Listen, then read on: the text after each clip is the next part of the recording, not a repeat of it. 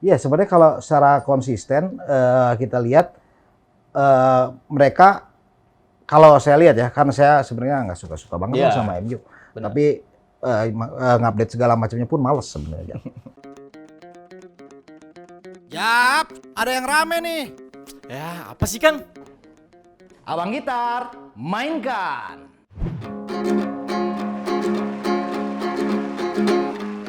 Ngomongin bola tapi caranya nggak biasa, karena ini dijulitin bola. Hei, karena ini dijulitin bola, karena ini dijulitin bola. Julitin bola, kami yang julid, kalian yang dosa.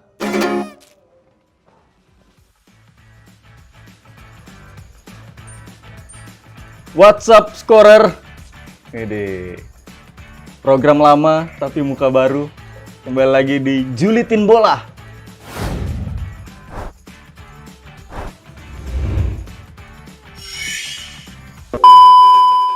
Bahas Bali United sekarang. Bahas Bali United. Merahnya sama. Merahnya sama. Tapi kita bahas derby merah ya. Ya. Ini ntar dikira sponsor, makanya saya jangan. turunin. Jadi sekarang kita bahas Liverpool versus Manchester United. Yap. Northwest Derby. Apa yang mau Ya. dibahas, Jar? MU kan nih setelah 8 tahun akhirnya memuncaki klasemen Premier League untuk sementara. Iya, 8 tahun. Kalau yang 40 bulan lalu itu memuncaki sementara tapi kemudian disalib. Kemudian ketika- langsung disalib. Ya, sekarang benar-benar memuncaki. Benar-benar memuncaki. Iya. Beda 3 poin sama Liverpool. juara bertahan Liverpool. Nggak apa-apa Apakah sih. hoki karena emang tim-tim sekarang kan kayak City, Spurs juga di awal ngegas tapi langsung turun, Chelsea dengan pembelian mahalnya tapi langsung nggak ada tajinya ternyata, dan MU yang digadang-gadang bakal jadi ya paling papan tengah, tahu-taunya pemuncaki klasemen Premier League. Enggak sih, enggak bukan hal yang aneh sebenarnya kalau kita lihat progresnya.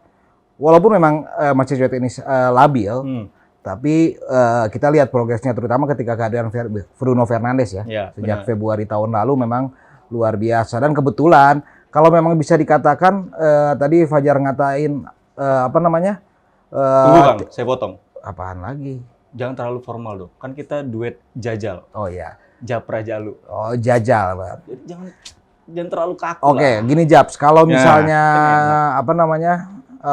Kalau MU lawan Liverpool tadi jadi gue jadi lupa. Kalau misalnya kayak enggak, tapi gini, dalam artian tadi Japra mengatakan bahwa tim-tim lain labil juga kan. Ya memang sejak pandemi ini semua labil. Ya, Liverpool musim lalu juara pun dalam tanda petik ya. Walaupun saya fans Liverpool tapi kan Ya. saya harus netral. Benar. Bahwa Liverpool menjadi juara tahun lalu pun terbantu oleh tim-tim besar lain yang labil. Ya. Nah, saat kondisi ini pun berlanjut ketika pandemi ya, ketika bahwa faktor tuan rumah tidak lagi mempunyai Jadi pengaruh menakutkan signifikan. Betul. Kita terbukti juga Manchester United walaupun sebelum 11 laga terakhir tidak terkalahkan di Ya. Liga, sebelumnya juga pun kerap berbuat blunder dan akhirnya gagal Benar. meraih poin penuh. Dan ini akan menjadi tantangan tersendiri bagi Liverpool ya yang menjamu di Anfield. Satu, mereka akan menghadapi tekanan bahwa kita sekarang tertinggal loh. Ya. Kita sempat unggul jauh ketika pekan ke-7, tapi ketika pekan ke-17 justru dibalik disalib. Yang kedua adalah status Manchester United yang tengah menanjak. Benar.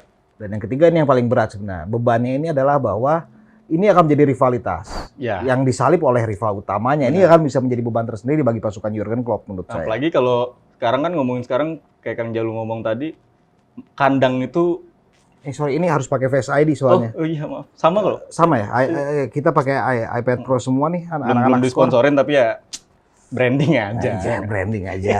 Gitu. Nah, ngomongin tadi kan Kang Jalu ngomong berarti bermain kandang pun sekarang tidak semenakutkan itulah. Betul. Maksudnya. Nah, sekarang di match nanti Liverpool akan bermain di Anfield menjamu Manchester United yang punya tren apik lah bermain tandang di musim ini. Ada 7 kemenangan dari berapa tadi tuh? Ya pokoknya 11, ya. 11 laga terakhir itu Manchester United ngebut lah, tidak terkalahkan. Ngebut. Di laga tandangnya luar biasa ciamik. Iya. Lagi di pertandingan terakhir lawan Burnley ya, walaupun menang 1-0 tapi kan kemenangan. Sebuah kemenangan. Sebuah Nggak kemenangan ada yang kemenangan yang benar. berbau keberuntungan karena semua hal di dunia berbau keberuntungan Benar pasti. banget. Nah, ada ketar-ketirnya nggak sih Kang? Apalagi Liverpool semenjak nggak sebenarnya semenjak ditinggal Van Dijk emang salah satu faktor penting lah untuk bertahan. Iya, tapi kan Liverpool, kemudian ya kan? Liverpool juga bisa mendapatkan backup Ya, yang luar biasa. ada Tapi backup memang luar biasa. kita lihat backupnya tampil luar biasa lah. Tapi kemudian kondisi cedera ya Fabinho, ya Bener, Joel Matip, ya Joel Joe Gomez Matip. juga gantian. Nah ini memang sangat mempengaruhi. Oke, satu lagi Jap, kaitan sama rekor tandang. Ini satu lagi yang harus membuat ketar-ketir fans Liverpool sebenarnya. Sepanjang Premier League, Liverpool itu sudah 4 kali bertemu Manchester United di Anfield dalam bulan Januari. Rekornya pun buruk. Ya. Pertama kali tahun berapa tuh 93 atau 9 ya tahun 94 mereka imbang. Kemudian 2 pertandingan kandang Premier League di Anfield mereka kalah 0-1 0-1. Baru Januari kemarin ya. Januari tahun lalu mereka lalu, menang 2-0. Ya menurut saya ini memang data itu kan Ya. adalah masalah, tapi ini bisa mencerminkan bahwa di bulan Januari ini Liverpool memang kerap tampil labil. Data ini kan memang ini masa lalu adalah masa lalu lah, Ya. mantan nggak usah diingat-ingat kan kata orang. Tapi data ini juga membuktikan sisi lainnya bahwa Liverpool kerap tampil labil pasca menjalani periode yang padat, dan itu sudah terbukti kemarin kan ketika mereka 2007-2018 juga ya, ketika 2018 apa 2018-19 ketika disalip Manchester City. Benar. Kan mereka itu karena kerap kehilangan poin di periode padat, dan ini bisa kejadian lagi kalau musim ini. Apalagi nggak cuma masalah lini belakang atau apa ya sebenarnya Kang ya. Lini depan Liverpool pun sekarang juga dikritisi lah. Apalagi pertandingan terakhir. Tapi dikritisi itu nggak dari KBBI, adanya dikritik. Nah. Dikritik oleh fans lah atau yang lain media-media Inggris lawan Southampton kemarin. Lalu terakhir lini depan Spurs itu dinilai menghilang. Lini depan Liverpool. Lini depan Liverpool. Iya, hanya satu kali tembakan on target. Benar. Kan, itu pun salah bisa ditangkap oleh Ben Foster. Ya ini memang menjadi masalah lain ya, selain persoalan di lini belakang. Karena entah kenapa lini depan ketika Diego Jota cedera seperti tidak tidak seperti Liverpool yang ketika sebelum ada Jota. Musim lalu pun tidak ada Jota kan, tapi buktinya masih bisa. Tapi di sisi lain kita juga tidak boleh menyalahkan pemain di lini depan, karena sepak bola adalah kolektivitas. Yang pertama tentu contohnya lini belakang. Ketika lini belakang mengalami krisis, pemain gelandang dan juga pemain depan pasti akan sedikit merasa nggak pede. Lini belakang saya nggak ini nih, saya harus fokusnya jadi sedikit terbelah lah. Mungkin secara strategi atau matematis atau mungkin para pemain Liverpool tidak mengakui itu, tapi mungkin di sisi hati kecil mereka ada sedikit berpengaruh di situ aja.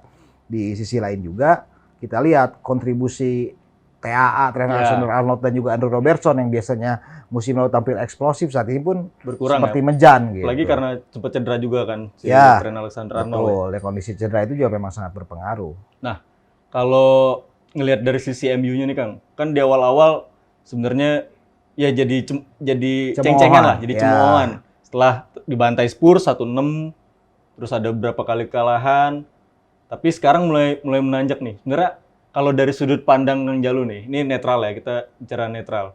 Apa sih Kang yang membuat MU bisa konsisten lah kalau dibilang? Ya sebenarnya kalau secara konsisten kita lihat mereka, kalau saya lihat ya, karena saya sebenarnya nggak suka-suka banget sama MU. Benar. Tapi ngupdate segala macamnya pun males sebenarnya. Tapi kalau kita lihat mungkin orang bilang Solskjaer tidak punya perkembangan apalah atau apa, tapi justru di sisi lain pakem yang dia terapkan dari musim lalu itu sudah mulai berjalan. Mungkin musim lalu ketika dia mencoba memasukkan pahamnya soal strategi sepak bola, timnya itu masih dalam proses adaptasi. Tapi kalau saya lihat saat ini, ya itu mereka sudah menemukan bentuk performanya seperti yang diinginkan. Dan ini juga yang menarik adalah Solskjaer ini jangan-jangan bisa menggeser apa yang dulu istilahnya terkenal Fergie time. Sekarang Oles time. Jadi kadang-kadang kan MU tuh menang di menit-menit akhir. Nah ini yang kejadiannya, mentalitas inilah mungkin suntikan entah apapun itu yang dilakukan oleh Solskjaer sudah menunjukkan buktinya pada musim ini. Ya, apalagi dia juga berarti mendapatkan banyak pujian lah. Karena misalkan kayak Maguire kena masalah apa di mana dia jadi orang yang belain. Pertama, betul. Ya, dia yang kasih support dan lain-lain lah. Terus Pogba yang dibilang bakal hengkang atau apa, tapi dia justru membuat isu itu hanya sekedar Iya, isu, ini- membangkitkan semangat lagi Pogba. Inilah bedanya seorang leader sama seorang manajer. Ini apa permasalahan di manajemen sumber daya manusia gitu. Oh, itu. Ada pelajarannya bahwa yang bedanya leader sama manajer itu apa? Kalau manajer cuma sekedar memimpin, leader memang dia bisa bersimpati dan berempati dan kondisi timnya. Dan kita lihat bahwa Solskjaer yang tentu saja mantan pemain yang tahu kultur dari Manchester United benar-benar ngebentengin para pemainnya nih. Walaupun memang sempat ada yang dikritik juga ya kalau memang, tapi kembali kritik itu better dilakukan secara internal, bukan dilakukan secara frontal Terang-terangan. terbuka. Karena saya yakin walaupun Solskjaer di luar ngebela anak asuhannya, siapapun itu Maguire, Pogba, tapi di belakang layar di kamar ganti pasti dia tetap akan mendrill terus tuh pemain yang tampil tidak dalam performa terbaiknya. Tapi yang seru juga kan menjelang match ini tuh ada sedikit apa ya? Dua pelatih ini agak sedikit bersih tegang. Kemarin viral tuh masalah penalti. Yang Klopp mempertanyakan lah atau apa dan dibalas oleh dan kemarin kan juga wasit yang dipimpin Si sekarang Tierney. Paul Tierney kan. Tierney. Itu kan juga berarti fans Liverpool sedikit kenapa wasitnya dia sih? Dia udah ngasih MU 5 penalti 10 pertandingan Malah terakhir. Tierney itu masih main ya di Arsenal kalau nggak salah back kiri. Itu back Kieran Tierney. Oh ini Paul Ini ya? Paul Tierney. Tierney. Salah berarti. Nah, berarti faktor X kayak gini tuh sebenarnya ngaruh nggak sih, Kang? Apa cuma jadi bumbu-bumbu doang nih? Subjektivitas tuh di wasit pasti ada Ya. dalam artian Tapi kan sebenarnya Kang, kalau ada berita di berapa media lah, termasuk di Skor Indonesia, berarti Paul Tierney itu sebenarnya nggak begitu menguntungkan ini MU kok. Iya kan? Berarti dia mimpin Liverpool juga. Liverpool ada banyak kemenangan, cuma terakhir lawan Aston Villa aja tuh yang sedikit. ya emang Liverpoolnya jelek aja Iya. lah. Nggak, kalau kita lihat kan memang orang tuh cenderung melihat dari sisi yang mengenakan dirinya. Ya ketika memang Tierney ini dicek, dia langsung dikait-kaitin nih mana aja nih yang merugikan Liverpool Ya. gitu. Padahal mungkin ada saja data yang lain itu memang hanya sesuplik aja, tidak melihat secara garis besar. Nah, kalau dari ini Kang sebagai fans Liverpool lah, apa sih yang lu takutin dari MU sekarang? Nggak ada, Lini depannya Rashford lagi gacor. nggak usah takut. Menang ini Liverpool. Menang. Yakin? Insya Allah. Nggak gini, dalam artian kan orang udah terlalu lama oleh out, terus oleh out, MU menang, dukung oleh, terus kalah lagi. Lagi di kompetisi lain dia udah tersingkir semua nih. Udah tersingkir Berarti semua. ya fans alasannya udah mulai alasan nih. Fokus ke Premier League. Nah, memang kalau fokus ke tapi saya masih punya keyakinan lah Liverpool memenangi laga ini. Walaupun kita lihat berkaca statistik tidak terlalu baik ya, tapi saya punya cukup keyakinan asal memang lini belakangnya tidak melakukan blunder. Karena beberapa kali kalau kita lihat back-back Liverpool peninggal siapa namanya Fabinho, Joao Matip maupun Van Dijk tidak ada commanding defender di lini belakang Liverpool. Ada leadernya. Hah? Leadernya nggak ada. Leadernya nggak ada yang bisa bermain memimpin. Yang kedua adalah ball passing defender. Itu sebenarnya yang kehilangan besar dari Virgil van Dijk karena kita tahu beberapa kali Liverpool melakukan serangan baik dengan long ball yang diawali oleh Van Dijk, Robertson ataupun TAA. Nah, kali ini TAA dan Robertson tidak terlalu baik dan Van Dijk pun tidak ada, ya ini menjadi masalah. Yang tadi menjawab persoalan yang sebelumnya, mengapa lini depan Liverpool dikritik, ya ini karena faktor jadi kesalahan seluruh tim sih. Jadi kalau menurut saya ini adalah partai derby, Northwest Derby, walaupun tidak derby banget sekota, tapi satu wilayah. Segala hal dalam partai derby itu bisa terjadi. Benar. Walaupun saat ini Manchester United sedang dalam performa terbaik, 11 laga tidak terkalahkan menang, tapi ada semangat yang dari para pemain Liverpool untuk tidak kalah dari rival abadinya. Ini yang menjadi pembeda dan saya rasa ini yang juga bisa menjadi penentu kemenangan. Kalau saya bilang Liverpool menang, tapi Bruno Fernandes hat-trick 1 assist. Itu gimana? Demi FPL pasti. Supaya FPL saya nyayur. Aduh, buat yang FPL siap-siap aja, ini ada double game week ya. Ya. Jadi pilih-pilih pemain yang main 2 kali. Jangan kayak beberapa teman-teman di skor Naruh nih free hit banyak lupa. di week ini. Begitu ada yang naruh free hit di sini, ada yang lupa. Pokoknya nggak usah. Manfaatkan bench boost ataupun triple captain di game ini. Di game ini. Serius di pekan ini. Oke? Sampai jumpa di julid berikutnya. Dah. Dadah dari duet Jajal. Jajal.